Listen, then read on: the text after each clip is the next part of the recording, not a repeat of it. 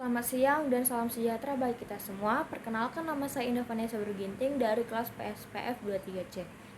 Nah, di sini saya ingin mempresentasikan hasil case method saya, yaitu yang berjudul Fluency dalam Comparative Thinking berbasis Scientific Creativity. Implikasinya pada pemahaman hukum Newton di SMA. Nah, adapun topik materi yang saya ambil yaitu yang pertama latar belakang, yang kedua hasil yang diharapkan, yang ketiga tantangan dalam pembelajaran, yang keempat praktik pembelajaran yang efektif, dan yang terakhir kesimpulan dan rekomendasi.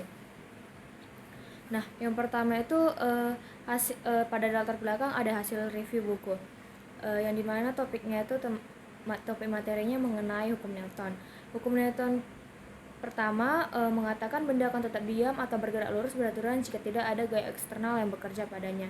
Contohnya seperti gelas tetap di atas meja saat kertas ditarik cepat. Nah, yang kedua itu ada hukum Newton kedua, percepatan benda berbanding lurus dengan resultan gaya dan berbanding terbalik dengan masanya. Nah, yang selanjutnya itu ada hukum Newton ketiga. Setiap aksi memiliki reaksi yang sama besar dan berlawanan. Nah, contoh pada hukum ini yaitu peluncuran roket, menembak senjata api, mendayung perahu, dan lain sebagainya. Nah, yang selanjutnya itu ada pun hasil review jurnal yang saya ambil itu ada 3. Yang pertama berjudul Pengembangan Tes Kreativitas Scientific Fluidostatis berbasis Scientific Creativity Lecturer Model. Nah, pada jurnal yang selanjutnya itu ada yang berjudul Identifikasi Kemampuan Berpikir Kreatif Matematika Pokok Bahasan Peluang, membahas bagaimana aspek fluency, flexibility, dan elaboration berperan dalam kreativitas matematis. Nah, yang terakhir itu ada jurnal yang berjudul Pengaruh Pembelajaran Berbasis Proyek Terhadap Keterampilan Berpikir Kreatif Ilmiah sebagai salah satu keterampilan abad 21. Nah, berdasarkan review jurnal tersebut dapat disimpulkan bahwa pengukuran fluency dalam comparative thinking ini dapat dilakukan dengan melihat jumlah ide yang dihasilkan siswa dalam membandingkan konsep fisika. Nah, selain itu validitas instrumen penelitian juga harus diperhatikan agar hasil yang diperoleh benar-benar merefleksikan kemampuan berpikir siswa. Nah selanjutnya itu yang ketiga ada hasil rekayasa ide.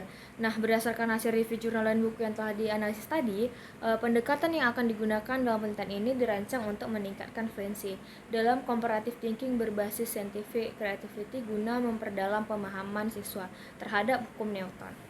Nah, adapun strategi pembelajaran yang bisa dilakukan yaitu yang pertama eksplorasi fenomena sehari-hari. Seperti mengaitkan konsep hukum Newton dengan kehidupan nyata.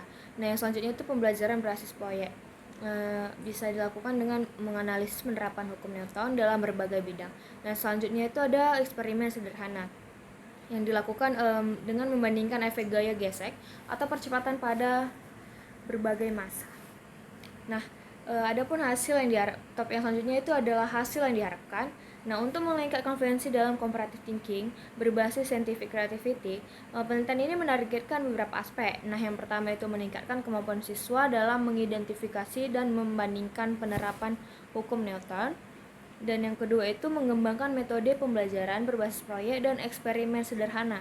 Dan ketiga itu ada memperbaiki validitas instrumen pengukuran pemahaman siswa. Dan yang terakhir itu ada meningkatkan keterampilan analisis siswa dalam memahami gaya, percepatan, terutama terkait gaya gesek. Nah, topik yang selanjutnya itu ada tantangan dalam pembelajaran. Nah, tantangan pembelajaran itu yang pertama rendahnya variasi jawaban akan dalam membandingkan konsep hukum Newton. Nah, siswa di sini kurang banyak memberikan ide dalam membandingkan konsep hukum Newton pada soal yang diberikan. Nah, yang kedua itu kurangnya pemahaman faktor-faktor gaya dan percepatan.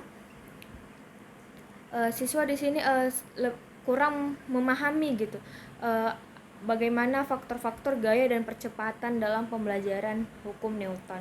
Nah, yang ketiga itu metode pengajaran masih konvensional atau kurang eksploratif. Nah, guru di sini kerap sekali kurang memberikan pembelajaran interaktif sehingga siswanya itu kurang tertarik dengan pembelajaran fisika. Nah, terutama dalam materi Newton yang saya teliti di sini.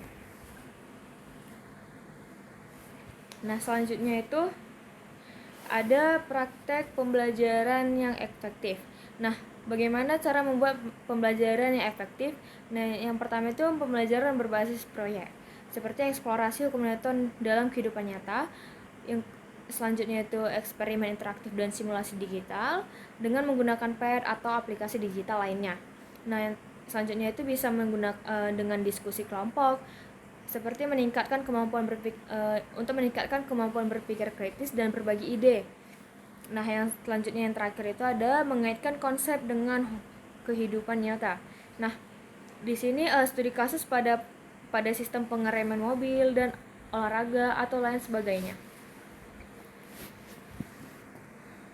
Nah,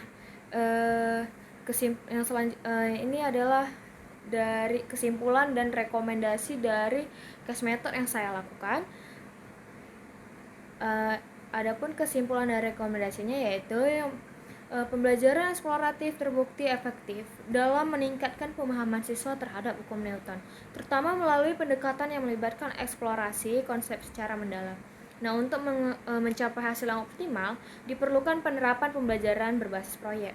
Nah, di mana siswa diberi kesempatan untuk mengidentifikasi dan menganalisis penerapan hukum fisika dalam berbagai aspek kehidupan. Nah, selain itu, eksperimen dan diskusi interaktif harus menjadi bagian integral dari proses pembelajaran agar siswa dapat mengembangkan pemahaman yang lebih aplikatif dan kritis. Agar pembelajaran lebih terukur, instrumen evaluasi yang digunakan harus mampu mengukur scientific creativity siswa secara akurat untuk memastikan bahwa kemampuan berpikir komparatif dan inovatif mereka benar-benar berkembang sesuai dengan tujuan pembelajaran. Nah, sekian materi yang dapat saya paparkan. Semoga materi yang saya dapat paparkan ini dapat berguna dan bermanfaat bagi semuanya. Maaf jika ada salah kata dalam pengucapan atau dalam presentasi saya. Saya mohon maaf. Terima kasih.